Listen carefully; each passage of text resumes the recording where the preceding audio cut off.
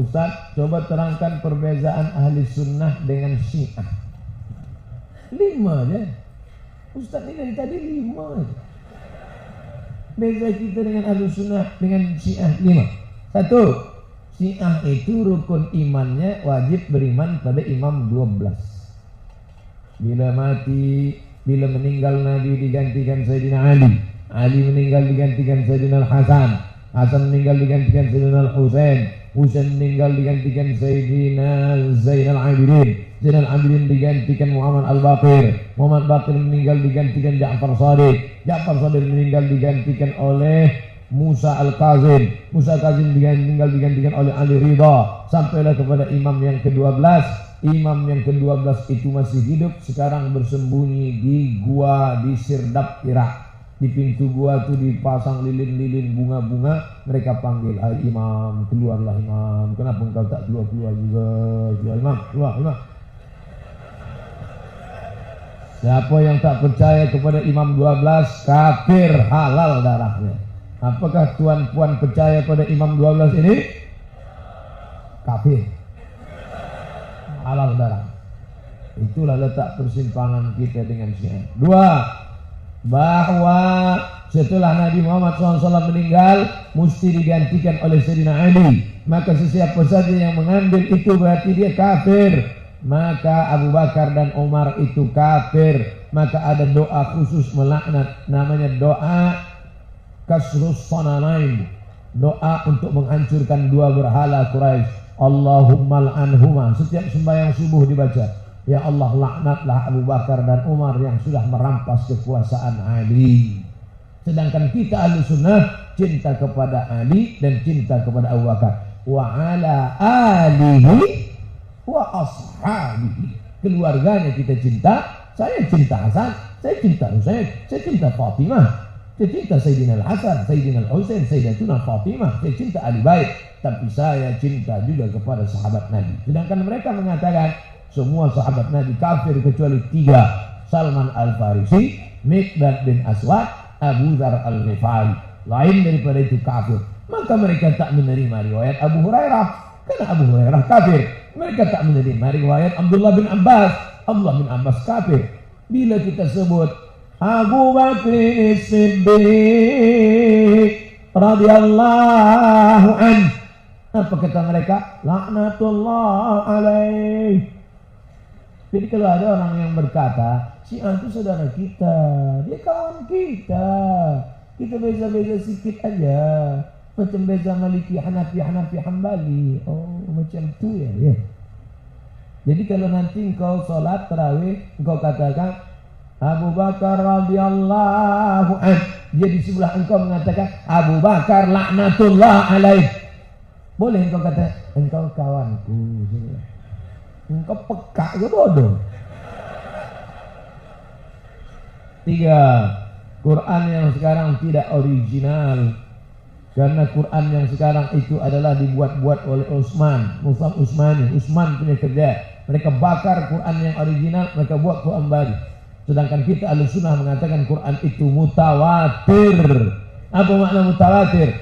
Rawahu jam'un an jam'in yastahilu tawatu'uhum 'alal kadhib. Mereka tidak. Kata mereka Quran yang asli Mushaf Fatimah. 4, mereka mengatakan nikah mut'ah adalah bagian dari akidah. Al-mut'atu aqidatuna.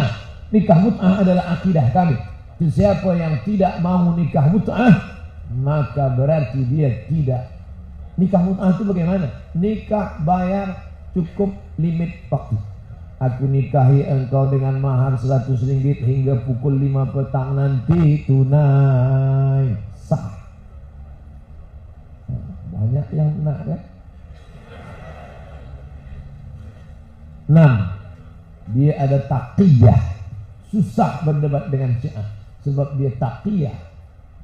Taqiyah berlindung. Bila di sini banyak ahlu sunnah, awak Syiah. Saya Sunni. Saya Sunni. Bila banyak di sini mulai 50-50, 50%, 50%, awak Sunni ke sini. Saya Susi. Sunni Syi'i. Ingat, Berhati-hati dengan Syiah. Bagaimana dengan Wahabi Ustaz? Adik-beradik ya. Dia tak terima kalau bukan ustaz ulama dia. Ulama dia tak banyak. Bila tidak ulama dia, maka dia katakan pelaku bid'ah. Wa kullu bid'atin dhalalah, wa kullu dhalalatin finnar. Macam mana Abdul Somad? Abdul Somad ustaz ahli syubhat. UAS, ustaz ahli syubhat. Dia ejek-ejek saya. Dia ejek-ejek saya di internet. Ustaz tak marah? Kenapa Ustaz tak marah? Saya tak pernah baca komen. Ada sebagian saya baca. Oleh sebab itu maka ini dia tak boleh beza menerima perbezaan. Asal beza dengan dia bid'ah. Beza sikit bid'ah. Padahal perbedaan ulama itu tak pernah Imam Hambali membid'ahkan Imam Syafi'i kerana kunut subuh. Tak pernah Imam Maliki membid'ahkan mazhab Syafi'i kerana basmalah jahar. Maka perbedaan ulama dalam masalah mazhab tidak serta-merta membuat kita boleh mengatakan bid'ah. Mereka terlalu mudah untuk membid'ah. Bid'ah. Dia lupa bahawa ketika engkau katakan saudaramu bid'ah sama dengan dalalah, wa kullu dalalatin finnar. Bid'ah. Itu artinya sama dengan neraka. Padahal Allah sudah siapkan surga yang begitu luas, seluas langit dan bumi. Mereka tidak. Mereka berpahaman isi surga itu cuma 3 aja. Dia, guru dia, bini dia. Lain daripada itu masuk neraka jahanam semua. Na'udzubillah. Lalu bagaimana cara kita selamat? Tak lain tak bukan belajar, mengaji, pahami mazhab-mazhab. Adakah Islam membenarkan perkawinan campur Muslim berkahwin dengan lelaki Kristian? Kalau terjadi muslimah menikah dengan muslim, tiba saja muslim ini murtad, automatically pernikahannya fasad. Kalau dia tetap serumah, maka zina, haram, na'udzubillah, fasad. Ulil amri wajib memisahkan 2 orang. Sedangkan yang sudah nikah saja wajib difasakh, apalagi yang belum nikah. Maka kita jaga. Ini aneh. Kenapa mesti muslimah menikah dengan non-muslim? Tak adakah anak muda di Kedah ini yang jantan dan perkasa untuk menikah dengan anak muslimah? Kenapa mesti dia yang menikah? Mana laki-laki tidak? Oleh sebab itu maka la tunkihul musyrikin, jangan kau nikahkan, la tankihul musyrikin hatta yu'min. Jangan kau nikahkan anak gadismu, adikmu, cucumu muslimah dengan lelaki yang tak Islam. Wala amatum wala abadun mu'minun khairum min musyrikin. Seorang lelaki hamba sahaya berkulit hitam buruk lebih baik daripada musyrik walau a'jabakum, daripada seorang musyrik walaupun dia mengagumkan, menyenangkan, kaya raya, banyak harta, tapi yang ditengok adalah iman. Idza ja'akum man tardawna dinah. Kalau kau tengok ada seorang lelaki yang kau suka din agamanya, wa khuluquhu, baik akhlaknya, fazawwijuhu, nikahkan dia dengan anak gadismu. Illa taf'aluhu takun fitnatun fil ardi wa fasadun 'arid. Kalau tidak kau lakukan, terjadi kerosakan yang amat sangat besar. Wahai tuan yang punya anak gadis, wahai puan yang ada anak gadis, nikahkanlah dengan anak-anak lajang yang soleh-soleh ini. Jangan buat mahar terlampau mahal. Bila mahar mahal, maka zina murah. Pemuda-pemuda yang nak nikah lepas ini terus datang. Ini hati mereka sedang lembut. Jangan petang nanti naik harga lagi. Boleh Ustaz terangkan sebelum masuk khutbah? Tok Bilal ala pas selawat, sedang Nabi bersabda doa yang makbul, doa ketika masuk khutbah kedua. Jadi contohnya sebagai Tok Bilal nak baca selawat atau berdoa saja. Barakallahu li wa lakum fil Qur'anil azim wa nafa'ani wa iyyakum bima fihi minal ayati wa dzikril hakim wa taqabbala minni wa minkum tilawatahu innahu wal ghafurur rahim. Khatib pun duduk. Bilal berselawat, Allahumma salli wa sallim ala sayyidina wa maulana Muhammad. Kata Bilal, aku nak berdoa. Ini kan doa mustajab. Dalam satu hari Jumat itu ada 40 titik doa makbul menurut ijtihad ulama. 40 titik. Kata Nabi, hari Jumat itu macam cermin, ada satu titik hitam. Siapa yang berdoa tepat pada titik hitam itu doanya makbul. Kata ulama dijelaskan 40 masa titik itu.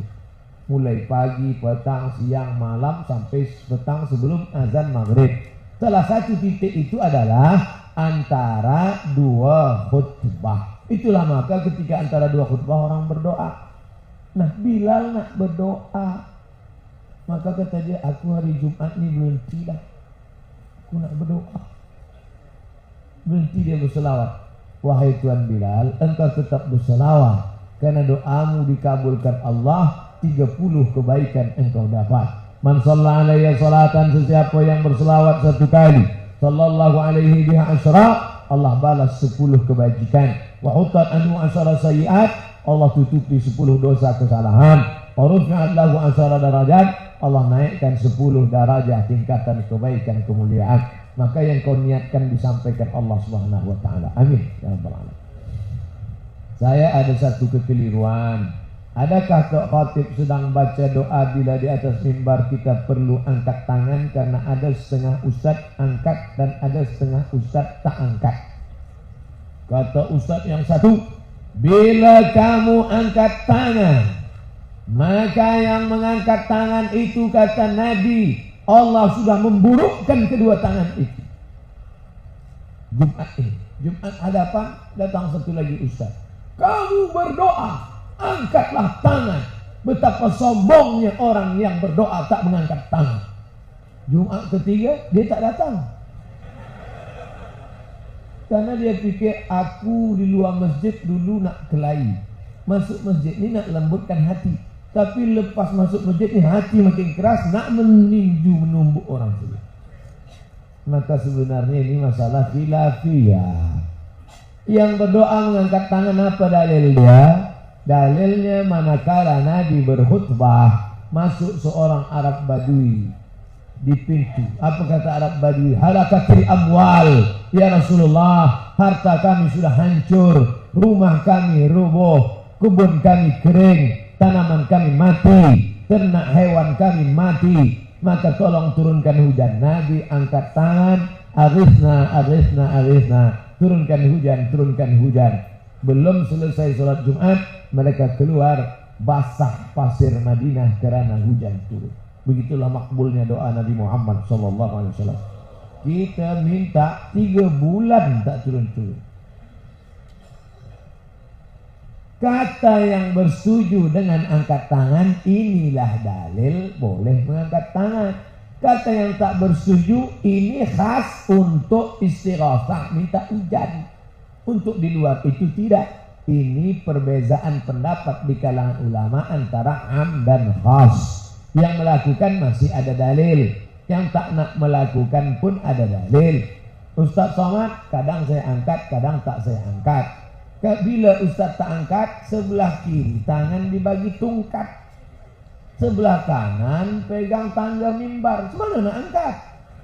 Mimbar tu tinggi, angkat gayat jatuh. Ya, pegang kanan. Allahumma ighfir lil muslimina wal muslimat wal mu'minina wal mu'minat al ahya. Ya, mana nak angkat? Tapi kadang mimbar tak tinggi, sedang saya angkat. Nah, ini termasuk dalam perkara masalah khilafiyah. Bagaimana batasan syar'i pergaulan antara lelaki wanita? Sebab mutakhir ini dalam kerja-kerja atas nama Islam pun ada gurau senda, makan sekali sekala sesama tak mahram. Awak kenapa makan dengan dia? Awak kan tak mahram. Dia dah macam akak saya, dia dah macam adik saya.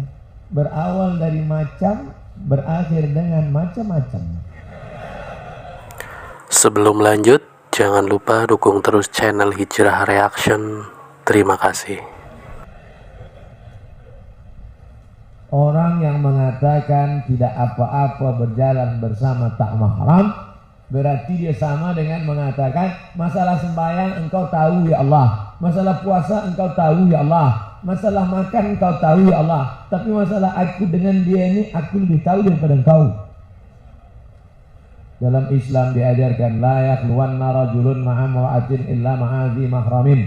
Tak boleh berdua-dua kecuali ada mahram. Bila ada orang berdua tak ada mahram, maka yang ketiga syaitan. Yang kedua, la tabarrujna tabarrujal jahiliyatil ula. Jangan bersolek-solek berpakai jahiliyah. Yang ketiga, pakaian tak boleh sempit, tak boleh jarang, mestilah kain yang longgar dan menutup aurat. Yang keempat, la tusafiranna imra'atun, tak boleh musafir kecuali dengan mahram. Yang kelima, hendaklah menundukkan pandangan, waddul basar. Yang keenam, bersuara jangan sampai membangkitkan hawa nafsu. Oleh sebab itu perempuan tak boleh bersuara merayu-rayu, kerana akan yatma'alladzi fi qalbihi marad. La taqda'na bil qawl. Jangan perempuan bersuara lemah gemulai, kerana akan membangkitkan syahwat. Nah, jadi bicara saja seperti biasa. Assalamualaikum, waalaikumsalam. Gimana? Saya sedang. Ya, gimana? Salah. Nah, sekarang ini kita ada FB, ada WhatsApp, ada Instagram. Orang boleh berkomunikasi, bertukar pikiran, dan akhirnya terjerumus. Na'udzubillah. Mudah-mudahan kita diselamatkan daripada alat media dajjal yang boleh merosakkan kita, dan tazkirah kita subuh ini menjadi iktibar pelajaran buat kita bersama. Ala hadhihi niyah wa kulli niyatin salihah. Al-Fatihah. A'udzubillahi minasyaitonir rajim. Bismillahirrahmanirrahim. Alhamdulillahi rabbil alamin arrahmanir rahim maliki yaumiddin. Iyyaka na'budu wa iyyaka nasta'in ihdinas siratal mustaqim siratal ladzina an'amta 'alaihim ghairil maghdubi 'alaihim waladdallin. Amin. Allahumma inna na'udzubika min 'adzabil qabr. Selamatkan kami dari azab kubur. Wa min fitnatil mahya wal mamat. Selamatkan kami dari fitnah hidup dan mati. Wa min syarri fitnatil masihid dajjal. Selamatkan dari fitnah dajjal ya Allah. Ya muqallibal qulub, wahai engkau yang membalikkan hati, tsabbit qulubana, kokohkan hati kami, ala dinik wa ala ta'atik, dalam agamamu dan dalam ketaatan kepadamu ya Allah. Allahumma ja'alna minal mutahabbina bijalalik. Jadikan kami orang-orang yang berkasih sayang kerana engkau. Azillana tahta zillik. Lindungi naungi kami di bawah naungan singgasana arasmu. Yauma la zilla illa zilluk. Hari itu tak ada naungan kecuali naungan engkau ya Allah. Allahumma sallimna wa sallimil muslimin. Selamatkan kami dan selamatkan saudara kami orang-orang Islam. Usallim dinana, selamatkan akidah kami dalam ahlus sunnah wal jamaah. Usallim ajsadana, selamatkan badan kami dari segala malapetaka penyakit. Usallim biladana, selamatkan negeri bil khas, negeri Kedah, supaya tetap dalam keadaan aman dan selamat ya Allah. Allahumma ja'al jama'ana hadza jam'an marhuma. Satukan kami dalam keadaan yang baik. Waj'al tafarruqana min ba'dihi tafarruqan ma'suma. Perpisahan kami selepas program ini dalam keadaan selamat dari segala perbuatan maksiat. Allahumma ftah lana abwabal khair wa abwabal ni'mah wa abwabal barakah. Bukakan pada kami pintu-pintu nikmat, pintu-pintu kebaikan dan pintu-pintu barakah. Allahumma ja'al abna'ana wa banatina minal ulama al-ajilla. Jadikan anak-anak keturunan kami menjadi para alim ulama yang mulia. Minal huffaz wal hafizat, menjadi para penghafaz Al-Quran. Minal mujahidin fi sabilik bi amwalihim wa anfusihim. Mereka akan berjuang menolong agamamu dengan harta dan nyawa mereka. Allahumma khtim lana bi husnil khatimah, la takhtim alaina bi su'il khatimah. Allahumma ja'al akhir kalamina 'inda intihai ajalina. Jadikan akhir kalam kami manakala ajal kami sampai, yang keluar dari mulut kami la ilaha illallah Muhammadur Rasulullah sallallahu alaihi wasallam. Rabbana atina fid dunya hasanah wa fil akhirati hasanatan wa qina adzabannar. Wa sallallahu ala sayyidina wa maulana Muhammad wa ala alihi wa sahbihi wasallam walhamdulillahi rabbil alamin.